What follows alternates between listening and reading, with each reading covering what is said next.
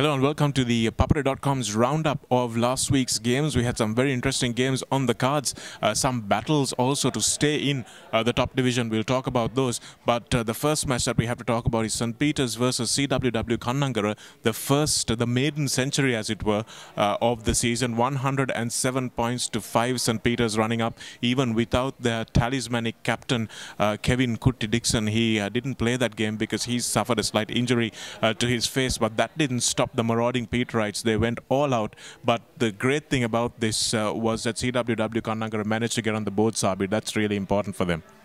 Absolutely, Shanaka. This is their third try of the season so far, but unfortunate, I don't know how they are going to survive because they are going to play in the plates segment, and it's going to be real tough because Shanaka, on the other hand, they are more likely to take their place, which they lost last year.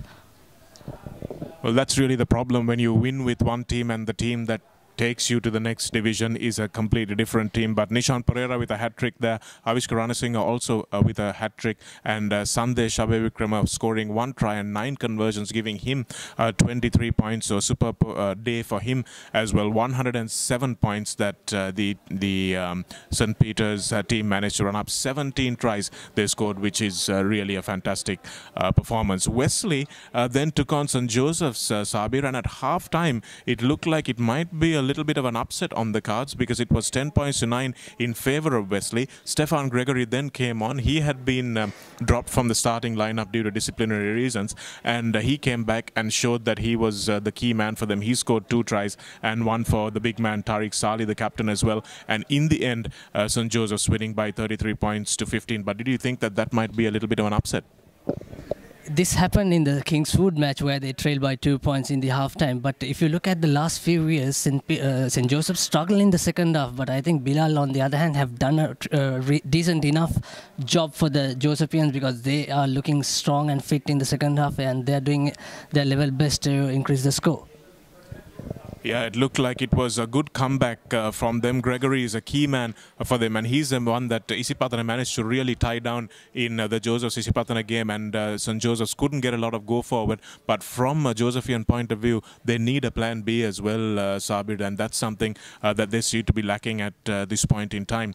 Then we had a match that you managed to go to, and unfortunately I couldn't. St. Thomas's in that battle to stay in the top division, to stay in the top 8 between segment 1 B and segment 1A. St. Thomas is managing to come back from a dismal performance against Royal. 5 tries they managed to score, 30 points against St. Anthony's 17. So they outscored St. Anthony's at home by 5 tries to 2. And that was an interesting game to watch, wasn't it? Absolutely, Shanaka. I was surprised the way St. Thomas played against Royal and the way their game plan on this. They used both the width of the field really well. De Silva, the scrum half, they're moving on to the short side and they're coming to the longer side. So they're using both sides from the breakdown and the ruck and the scrum, which is really well. So St. Anthony's, they couldn't hold on to their defensive structure. They were like, for instance, if you see at the left back, I would like to go this into the whiteboard, but inside the forwards all in the left side, even Pandula De Silva, the hooker and the prop forward, they even scored 2 tries. So which is quite interesting to see. But still, I would say, Shanaka, they will struggle with St. Peter's, Isipatana and the rest of the team. If they can pull up 1 win, that's something to look forward to this season.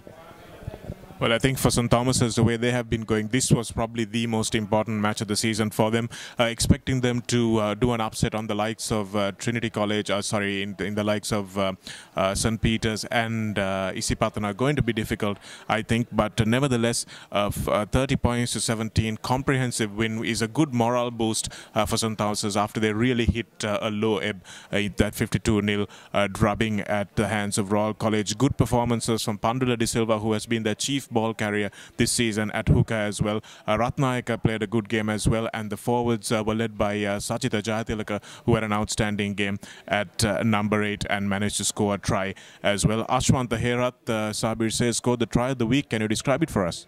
Absolutely. That was from the 40 meter mark, Shanaka. He fended off 2 defenders and then sneaked into the another 2 defenders, and he almost beat 6 people and he scored in the left bank, which is quite unbelievable. We hope to get you that clip as soon as possible. That should be try of the week so far. Yeah, he's had a good season so far, Ashwantha, but unfortunately not too much for the rest of his team to talk about. It's a good centre combination coming through, Ashwantha Herath with Ishak Jurangpati, and hopefully those two will click as the season goes on. And then we had Dharmaraja coming through and trying to do a number on Science College, but the Science College team just too strong, running in as many as 8 points. So 13 tries scored in the game, Science scoring 50 points and Dharmaraja 33 points. So 83 points in the entire game, 13 tries, and that's a game that a lot of the coaches will be tearing their hair out and saying the defense was terrible. Absolutely, Shanaka. And then again, look at the halftime scores. It's only 36 to Science and 7 to Dharmaraja. The way Dharmaraja came back to the game and the way Science relaxed, it's something else to look forward to when they especially play for the next round of matches. And also, Dharmaraja is missing Bhavanta Udangama, the brother of the debutant Tuskers, Bunak Udangama, because he's there for the Sri Lankan under-17 cricket squad. So his service is missing, really a missing factor for the Dharmaraja to maybe survive in the plate. Well, that's a shame for them. Hopefully they will be able to get him back for some of the key games, but perhaps not. But that's what you get when you've got multi-talented players, isn't it? You have to keep losing them to other sports. And then we had probably the closest and most entertaining game of well, actually, no, that was a Bradby, but this one was also pretty entertaining because Isipatana travelled up to Kandy for the first time this season. They still managed to score 5 tries, but what the Isipatana fans will be really happy about was that they actually managed to get 2 conversions and a penalty over, and that's something that they haven't been able to do for almost the entirety of the games that they've scored so far. 32 points to 22. And 3 tries conceded to Kingswood as well. And defence might be a little bit of a concern. But once again, Omalka Gunaratna with 2 tries. And Garlage and Punchehe were the 2 wingers with 1 try each, showing that they're coming and attacking and scoring tries from the same positions. And also you have to admit the weather, it was not the suitable weather, and especially Kongawat's 3 kicks out of 6 also should be applauded because of the weather and the and also he really controls the game very nicely. He is so relaxed and he looked for the space. As a result of his kicks, both the wingers use the try line move on to the points. And also KS Vimalavira, the Kingswood flanker, Shanaka, he's the only man who took the control of the pack. He was along with Senesh, also good scored a try, but Vimalavira, he was really incredible on that day. Well, that's good to know because he had his work cut out for him with Omalka Gunaratna carrying the ball so much at the other end, but good performance from Vimalavira to write home about as well. And then, of course, we came to the closest match of the weekend. That was the Bradby Saabir, and we've talked long about this in other forums as well, but 23 points to 22. Trinity taking their opportunities, Royal not. Yes, Shanaka, I explained in the whiteboard also. The thing is, as far as Trinity point of view, Eric Miller being a Lions number 8 player, and for him, I think I consider as a win because he didn't let Supunwatanakul to score a try. So apart from that, but it's still even Steven. I predicted Royal maybe Trinity to win by 1 point, but then again, everything can be changed. If, like you said, if Trinity can come with the homework done, things will be changed in the second leg. Yeah, I think the key to Trinity's chances is Tisula Pereira, the fly half. He came into the game a little bit late on in the match towards the last 10 minutes of the game or so, and he's the one who put in that brilliant chip kick that Saranga Gunathilaka scored off. So if they can do a little bit more of that, I see the second leg turning out in a different direction, because forwards are only good if they're going forward, Saabir. If they're running backwards, they're no good to you at all. And that's something that Eric Miller has to take note of, because I think Trinity got caught up in this whole we are going to run at them come what may attitude, and I think Royal were up for that, and Banduka Gamage had an outstanding game for the Royalists as well. Absolutely. If Isurangal, if everybody, rest of the 7 forwards played like Isurangal, they could have done something else. Because also the scrum, if you take at the scrum, the Royal dominated Trinity scrum. I'm not really sure whether it's illegal or not. Referee maybe had a look, but a lot of second times, as you said. So I'm not really sure. But in terms of line-outs, also Supun had some trouble. I think the story of the match, the pressure of the match says it how they play. I mean, they are not turning the pressure into points. That's what happened for Supun especially.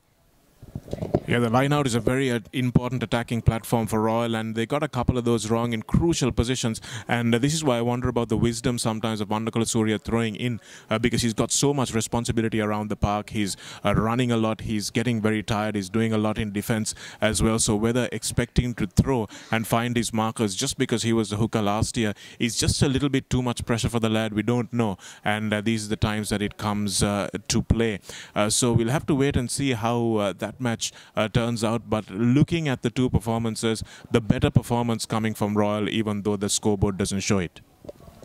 Yes, Shanaka. Trinity also want to say that Trinity have scored 23.5. The try scores in terms of the match, both teams scored 3 tries each. So in that case, in order to obtain the bonus point, you have to look at the conversion. That's what SLSRFA says. So in the conversion, Trinity has 2 conversion for Royals 1.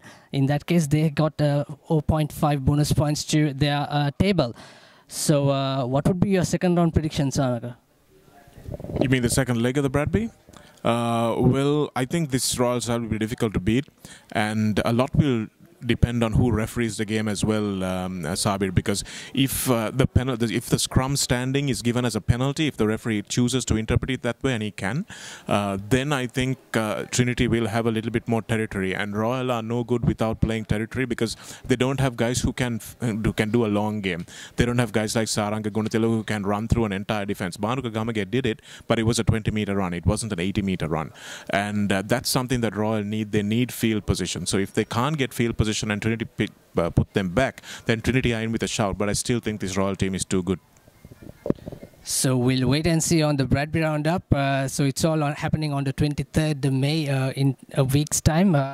So we are moving to the top try scorer, point scorer list. Once again, Omalka Gunaratna leads the try scoring with 11 tries, followed by Supun Varnakula Surya and Chamika Kusal 8 each. And Saranga Gunatilaka and Riza Rafaidin 7 each, in fact. And moving on to the point scorers, Saranga Gunathila once again lead with 69 points, and Shamilka Kurumbalapite 58 points, Riza Rafaidin 57, Omalka Gunaratna 55, all his tries including. Tanuja Maduranga from Science College moved into the 5th place with 51 points. And moving on to the points table, Shanaka? Yeah, pretty amazing effort for a number 8 who doesn't kick to be among the top 5 point scorers. But unsurprisingly, Isipatana College unbeaten at the top of their division. St. Joseph's a close second, and St. Peter's an even closer third. Kingswood also bringing up the rear there. So I think that looks pretty much like the stronger segment in this Singers Schools League this time around. And only Trinity and Royal can really trouble any of those four teams when they meet in the league. Saabir. So I think Science College and St. Thomas's might have too much of a mountain to climb against those teams. So we are looking forward to the second round's games, and should be an interesting one. Royal College regaining top spot in Division 1B. Trinity in second because of that loss. It's also a league game, and Science bringing up third place, and St. Thomas's scrapping to a fourth place victory, which means that they will stay on in the top division. So that's all we have from the roundup. Until next time, stay with us. Log on to www.thepapare.com. I'm Saabir Kader signing off for thepapare.com along with Shanaka. I'm Rashinga. I'll be back with Saabir next week as well.